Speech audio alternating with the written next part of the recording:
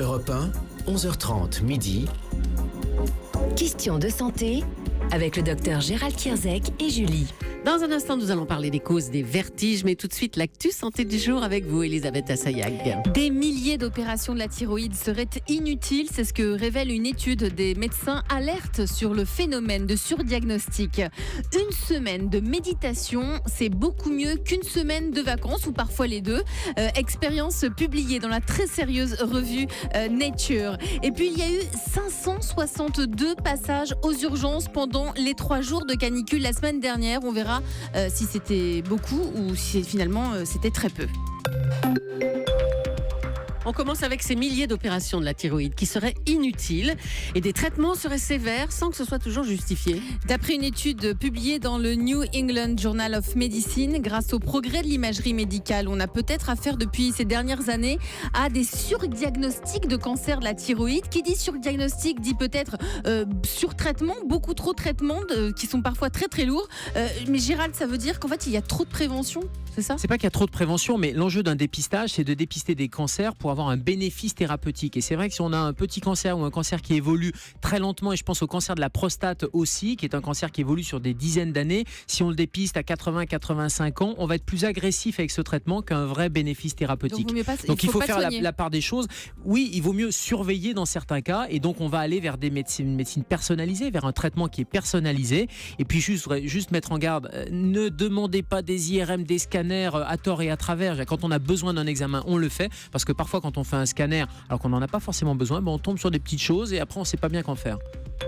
Petit sujet domestique, nos produits d'entretien nettoient bien, mais ils peuvent faire du mal à notre santé. Sur 77 détergents passés au crible par 60 millions de consommateurs, 21 sont à exclure de nos placards. Pourquoi ? Eh bien parce qu'ils contiennent tous des substances nocives pour la santé. Par exemple, des désinfectants possèdent des molécules tellement puissantes qu'à force de les utiliser, eh bien cela peut développer des résistances aux antibiotiques. Ou bien on retrouve des allergènes présents dans les odeurs de ces détergents. Vous savez, les odeurs lavande, eucalyptus ou pin. Écoutez les détails justement sur ces allergènes avec Florent Pommier de 60 millions de consommateurs chez nos confrères du magazine de la santé sur France 5. Ce sont soit des parfums, beaucoup de parfums, qui à force peuvent donc créer des allergies de contact ou des eczémas importants. Et ça peut être aussi des conservateurs. On repère surtout ceux de la famille des isothiazolinone. Quand vous voyez ça à la fin sur l'étiquette, isothiazolinone, c'est qu'il y a un problème, évitez-le. C'est un conservateur qui peut provoquer déjà allergie. Tout le monde n'en aura pas, mais certains oui. Le fabricant est tenu de mettre certaines substances seulement, les substances allergènes, il est tenu de le mettre. Donc si vous voyez des parfums ou des conservateurs, c'est qu'ils sont allergènes, donc évitez-les. Une alimentation riche en protéines est nécessaire pour bien vieillir. Selon les résultats d'une étude publiée dans la revue médicale JAMA, pour rester en bonne santé, les personnes âgées devraient consommer 1 gramme de protéines par kilo de poids corporel. C'est-à-dire que si on pèse 80 kilos, eh bien, il faut consommer 80 grammes par jour de protéines. Les chercheurs de l'INSERM ont mené une étude avec plus de 1000 personnes âgées de 74 ans en moyenne. Ces personnes ont répondu à une enquête alimentaire sur leurs habitudes. Les chercheurs ont ensuite analysé les apports protéiques quotidiens avec les apports énergétiques totaux des participants. Et bien la conclusion, c'est que les personnes fragiles étaient peu nombreuses à consommer suffisamment de protéines. Fragile, c'est quoi ? Eh bien, c'est être capable, si elles ne sont pas capables de se lever d'une chaise ou alors si elles marchent très lentement. Elles étaient seulement 36,4% à manger au moins 1 gramme de protéines par kilo contre 58,6% des personnes plus robustes. Ce lien permet donc d'établir, selon les chercheurs, que les protéines réduisent de près de 60% le risque de fragilité. Et la bonne nouvelle, c'est qu'il s'agit aussi bien de protéines animales que de protéines végétales.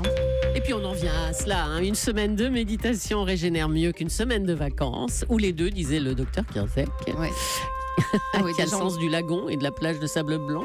Bien sûr, et ça ferait des économies à la sécurité sociale, tout ça. Alors, on commence à méditer. C'est l'avis, en tout cas, de chercheurs américains qui a été publié dans la très sérieuse revue Nature. Ces chercheurs ont suivi 94 femmes. Elles étaient en bonne santé, âgées de 30 à 60 ans. Elles étaient invitées à passer une semaine de vacances dans un hôtel avec piscine. La moitié des participants ont suivi un programme de méditation. C'était leur première expérience avec cette discipline. Et 30 autres personnes qui avaient l'habitude de méditer se sont intégrées au groupe. Eh bien, les participants participants qui ont été suivis avant, pendant et après le séjour à travers des marqueurs sanguins de stress et de santé cellulaire. Alors sans aucun doute, les bienfaits des vacances sont là pour tous les participants avec ou sans méditation. Mais le groupe de ceux qui étaient expérimentés en méditation se sont sentis en meilleure forme jusqu'à 10 mois après les vacances. 10 mois.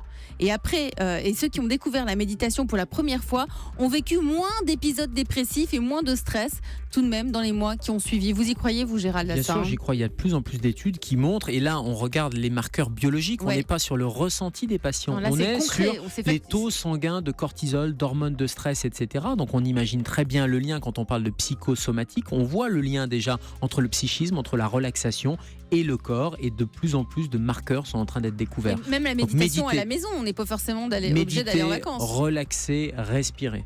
Oh, mais il faut la petite musique avec la flûte là, qu'on avait tout à l'heure.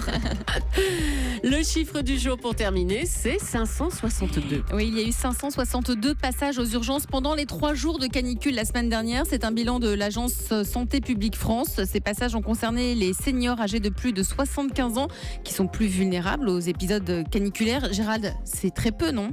Ça a marché, la prévention. Ouais. On voit bien que c'était l'isolement qui avait posé problème en 2003. Donc la prévention a marché. Si ces chiffres sont exacts, parce qu'ils ne sont peut-être pas exhaustifs, mais bien sûr c'est très peu. Il y a 700 services. Après, il y a un résultat. 700 services d'urgence, 562 passages. J'allais dire c'est nothing, c'est rien du tout. Et heureusement, ça veut dire que la prévention a fonctionné avant d'arriver à l'hôpital.